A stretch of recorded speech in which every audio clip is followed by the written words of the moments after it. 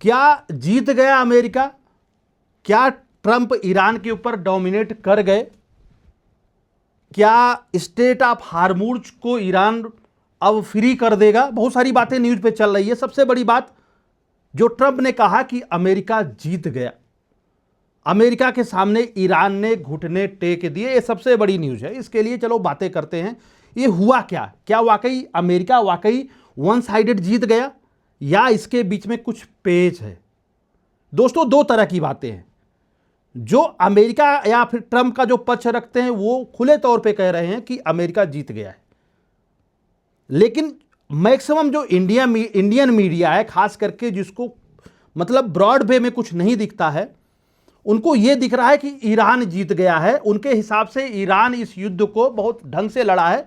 मुझे भी लगता है लड़ा है, लेकिन वो एक तरफा बैठ के ईरान का जो गीत गा रहे हैं कि ईरान का जो है बहुत बड़ा परचम लहरा रहा है, ईरान जीत गया है क्योंकि अमेरिका सीज फायर की भीख मांग रहा है।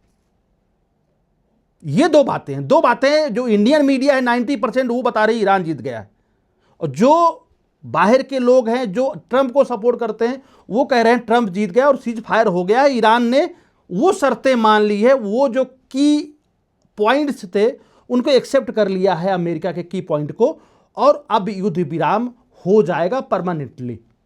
क्या सच्चाई है? चलो उसकी बातें करते हैं। युद्ध विराम हो भी रहा है तो किस शर्त पे हो रहा है? देखिए, अभी कुछ दिन पहले इस्लामाबाद टॉक हुआ था, पीस टॉक हुआ था। पीस टॉक में अमेरिका और ईरान के प्रतिनिधि आमने सामने बैठे थे। लगभग 21 घंटे की मीटिंग हुई थी और मीटिंग जो है विफल रही, मतलब उसका कोई रिजल्ट निकल के नहीं आया। रिजल्ट यही निकलना था कि सीज फायर होना है, सीज फायर नहीं हो पाया। शर्तें क्या थी मेन, जिनको जो है ईरान ने नहीं माना? ईरान की कई सारी शर्तें थी जिसके बारे में हमने बात कर दिया। भाई इनका पैसा जो डिफ्रीज कर दिया जाए, बहुत सारी चीज़ें थी। उनको जो है वार में जो नुकसान हुआ उसका हर्जाना दिया जाए, बहुत सारी चीज़ें थी। अमेरिका का कहना सिर्फ एक था कि तुमको परमाणु जो मटेरियल है, इनरिच यूरेनियम है, उसको तुम्हें बिना शर्त सौंपना होगा, जिस पे ईरान जो है हरगिज तैयार नहीं हुआ। बोला कि नहीं, हमको अपनी सुरक्षा के लिए यूरेनियम बनाना है और ये मेरा अधिकार है, मैं अपने देश के लिए, अपनी सुरक्षा के लिए मैं बनाऊंगा। बात तो वहीं पे खत्म हो गई। और दूसरा जो आग में घी डाला वो इजराइल ने डाला। इजराइल ने सैकड़ों की संख्या में मिसाइलें दागी लेबनान में और लेबनान को ध्वस्त कर दिया। हिजबुल्ला को निस्तानाबूद कर दिया। वहां पे लगभग हजारों लोग मारे गए।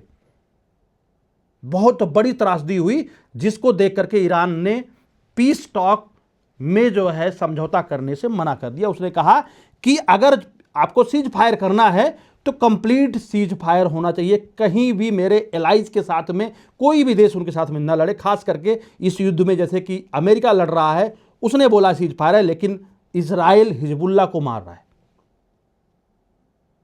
इजराइल ने बोला देखो, मेरा जो है सीज फायर की जो बात हुई है, अभी ट्रंप ने जो किया है वो ईरान के रिस्पेक्ट में किया है। मेरा कोई बात लेबनान को लेकर के, हिजबुल्ला को लेकर के नहीं हुआ है, तो मैं हिजबुल्ला को पेलूंगा। वहीं पे बात खत्म हो गई।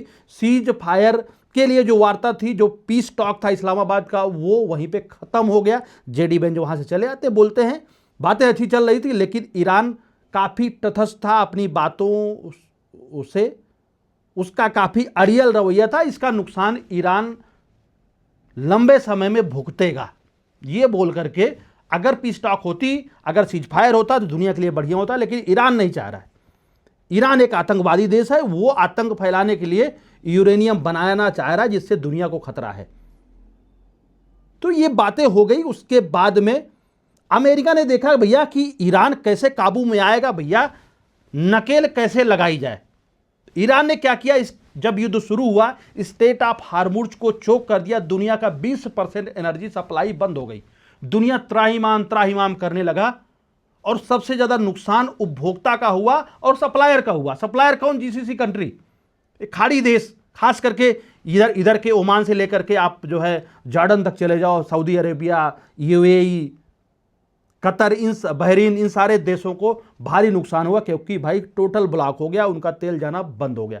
जहां पे पर डे 150 शिप जाया करते थे, तो वहां पर महीने में 150 शिप पार हो पाए, मतलब कि टोटल लॉस हो गया। और जो ईरान इनके ऊपर हमले कर रहा था यूएई, अरब और कतर के ऊपर, वो अलग। तो भारी नुकसान में जीसीसी देश थे। लेकिन भाई साहब, अमेरिका ने इसको एनालाइज किया कि ईरान के पास में पैसे का सोर्स क्या है, और खास करके ये लोग खाड़ी के जितने भी देश हैं, इंक्लूडिंग जो है फारस, ये सारे लोग डिपेंड हैं तेल के ऊपर। इनका तेल की सप्लाई को बंद कर दो जहां पर भी तेल बेचते हैं। अमेरिका ने कहा अगर तुम मेरी बात को नहीं मानते हो, कोई बात नहीं, भाड़ में जाओ, तुम भाड़ में जाओ, क्योंकि तुमको परवाह अपने देश के नागरिक का भी नहीं है। और अमेरिका तो जानते हो किस तरह से अड़ियल और बदतमीज है। उसने कहा चलो ठीक है, हम दूसरा ब्लॉकेट लगाते हैं स्टेट ऑफ हार्मुज पे, यहां से एक भी बूंद तेल न तो बाहर जाएगा, न तो कोई मटेरियल जो है स्टेट ऑफ हार्मुज से होकर के किसी भी देश में आएगा। Total lockdown, total blockade. भाई साहब, 16 तारीख से लेकर के कई सारी जहाजें ईरान की वापस की गई वार्निंग देकर के, क्योंकि भैया वहां पर उनका जो है इब्राहिम लिंकन जो है युद्धपोत लग गया, कई सारे युद्धपोत लगा दिए गए, जिसमें F-35 जैसे फाइटर प्लेन्स गश्ती देने लगे, पेट्रोलिंग देने लगे। 10,000 के आसपास सेलर तैनात कर दिए गए कि यहां से एक भी जहाज नहीं निकलने पाएगा। भाई साहब, ईरान की जो ये सांस की नली है ना, वो दब गई। जनता में भारी असंतोष शुरू हो गया। ईरान ये नहीं जान रहा था कि अमेरिका वही करेगा जो मैं आज 1 महीने से कर रहा हूं। यहां पर ईरान कमजोर हुआ और दूसरी भूमिका निभाई पाकिस्तान ने।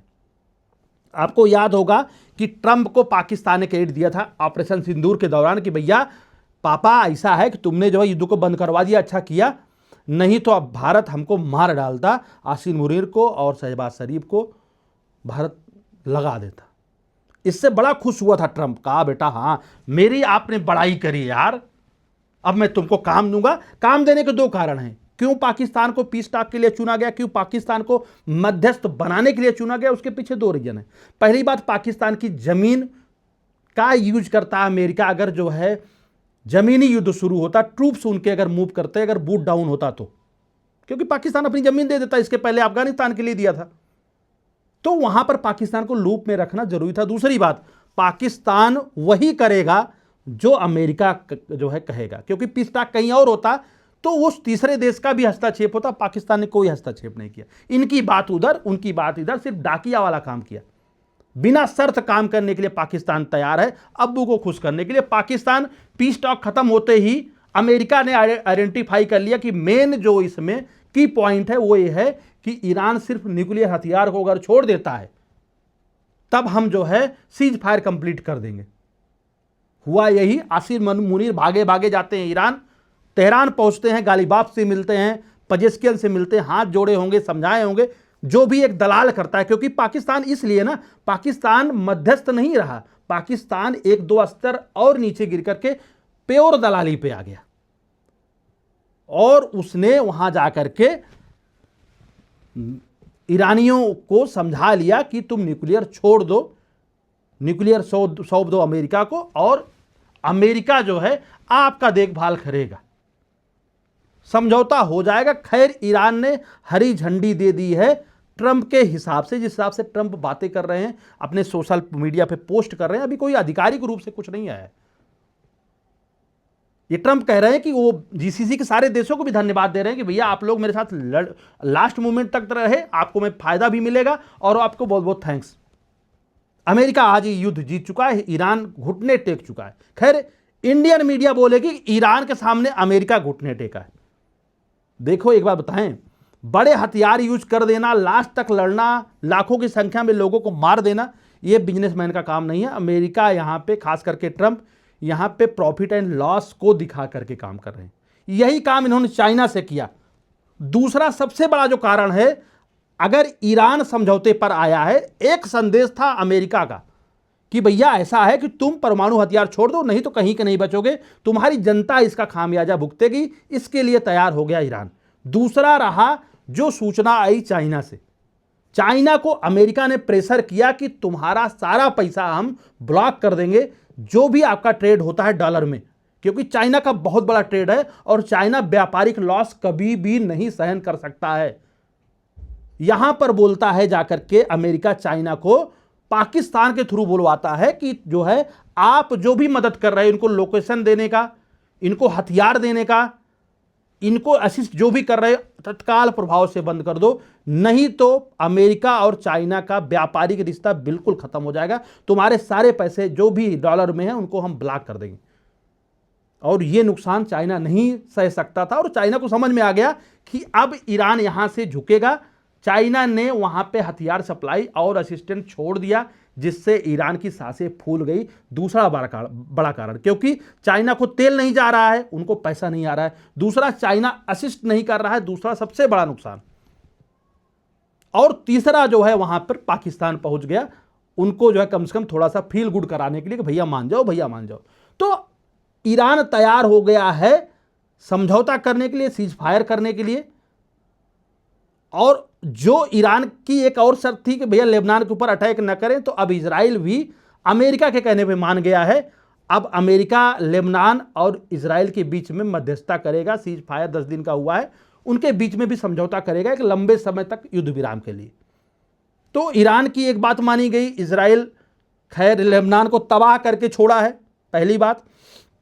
दूसरी बात, ईरान यहां पर जो ईरान कह रहा था हम किसी भी कीमत पे इनरिच यूरेनियम नहीं सौंपेंगे, तैयार हो गया देने के लिए।